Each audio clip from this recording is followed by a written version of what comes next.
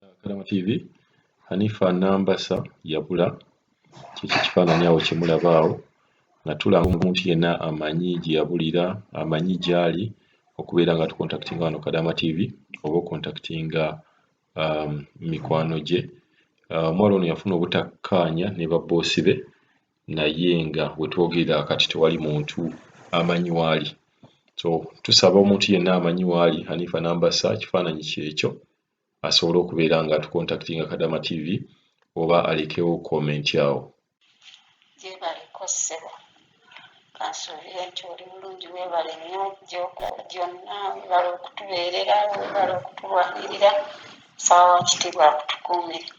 Kaakati ninawo ensonga wano, tulina Kadaama munnaffe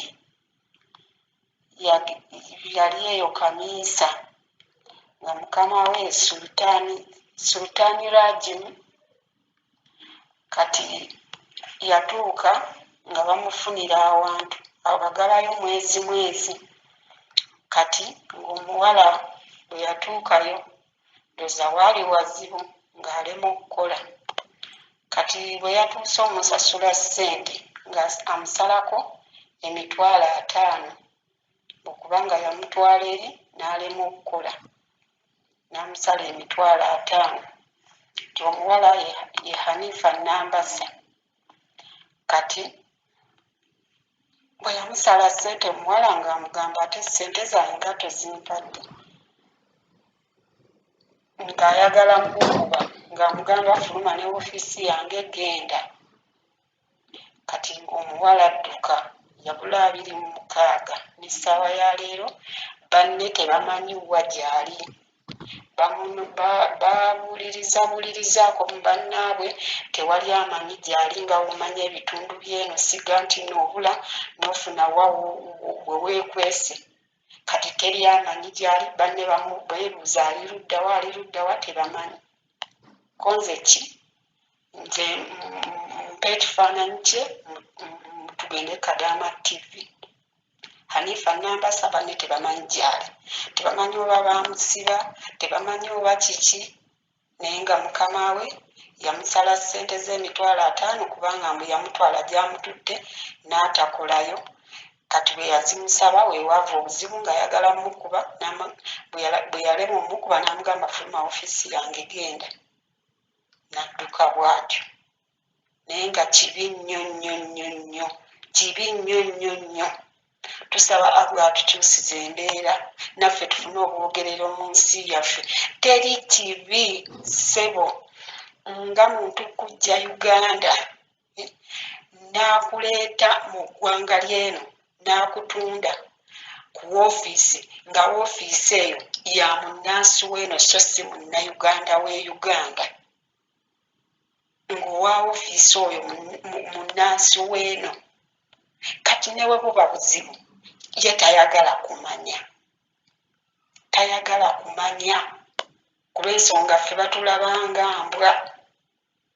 Naye amateeka gabeerewo mu nsi yaffe. Tusaba Allah atulwanirire era tufune obwogerero mu nsi yaffe. Ebyo byonna biva ku mbeera nti nno tetulina bwogerero mu nsi zaffe, kubanze ekyo kyo sikikkiririzaamu ddala. Oba okoze woofiisi funa amawanga amalala g'ogula, so si bannayuganda. Nga bwe batatwagala naffe twagala tuteekewo embeera, tufune abantu abanaatutegeera nti naffe tuli bantu. Kati ssebo tusaba gwe oba otuwaawo ku magezi awo, kubanga omuwala essimu bagikuba teriiko,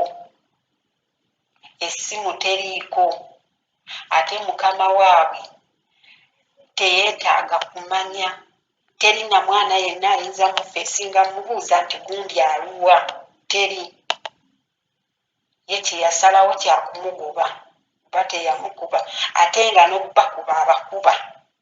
Gwasobodde okukuba mukuba, oba si ekyo okubasambasamba. Naye nga tamanyi nti baasamba bantu bakulu baava ewaabwe nga n'obuvunaanyizibwa balina. Ekyokulala, abatunda obukadde 3 naye n'abawaako nnusu 9 lwabawa. Kyekyenda ekyewaffe okuva lwabaleeta mpaka lwamalako kontulakiti ng'abawa nnusu 9 naye nga ye abatunda obukadde 3. Kati bwe yalemwayo okukola oba yasangayo mbeera ki kwe kumusala ssente ze. Naye ng'ekyo kituufu?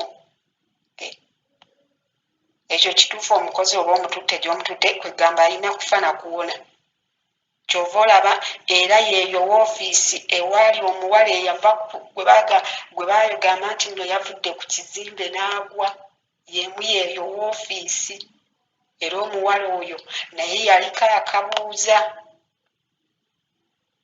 kwakubadde baagamba mbu yali wa kontulakiti. Kati ekyo waliwo era n'omulala ayina era naye era yamalamu kuba era omuwala bwe yadduka neyeekweka simanyi mu factory yali ya biki era woofiisi yeemu yeeyo. Tusaba otuyambe. Woofiisi eyo bagiyita eri Kaniisa naye nga nannyini waayo ye Sultaani. Weeno yeetaaga kompuleyiningako kuba emize gigisusse.